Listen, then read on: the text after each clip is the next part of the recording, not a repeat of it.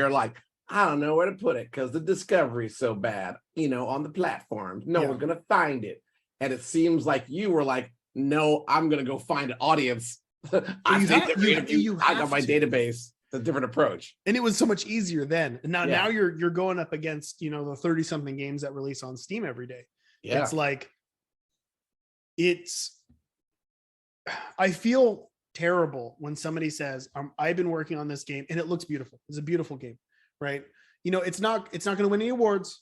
It's a very pretty game. It's a functional game. They've been working on it for 3 years. They're releasing it on Steam, and then it sells, a couple hundred copies, and then that's it. And they like, why? And it's like, well, did anyone ever know that this isn't going to come out? Like you do know, you have a pretty good idea leading up into a release, how well something is going to do, if it's going to do terrible, because you'll know by how many people care about it before it comes out. And I mean, that's kind of where we're at right now. Like, so I do this. I've released a game with nothing. I released The End Is Nigh with no press. I just dropped it. I dropped it and it came out. It did not do well. And it did okay. It did not sell that well. And I think a lot of that was because of my inability at the time to talk about the project, to push the project, to excite people about the project, to do conventions, to demo it for the press. I didn't do any of that. I didn't even show videos of it. It was just a trailer and it was out. Part of me wanted to just see how that would work. I had a feeling it wouldn't work that well. But I'm in the process now of a similar situation where I'm working on Mugenics, and Mugenics is my biggest project that I've ever worked on. And I've been working on it for it's hard to say because I started it so long ago and then stopped working on it. But I would say I'm working on it part-time for almost 3 years. And then there's at least another year and a half of development. So it'll be my biggest, longest project. And we're getting to a point where once that year mark hits, I'm going to start hitting press. I'm going to start pushing, blog updates. Like I have this whole plan of attack, just like I have designed for the game. I have this whole plan of attack of like, there's this blog, there's my Twitter. These are the updates that I'm going to do. I'm going to introduce all the people that are working on it. I'm going to show gameplay. And at this point, I'm going to start showing videos. And at this point, I'm going to start streaming it. At this point, I'm going to start getting this streamer to play it. I'm going to start emailing all the press.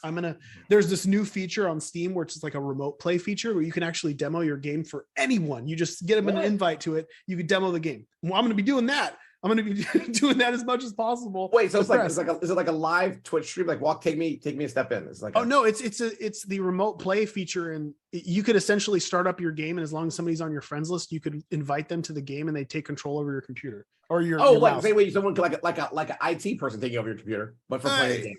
Sure, in a way, but people usually utilize it. Like we have it in effect for The Binding of Isaac, because you can play multiplayer with people over the internet in the same way, because you essentially, they just take over the second controller on your computer, but through them.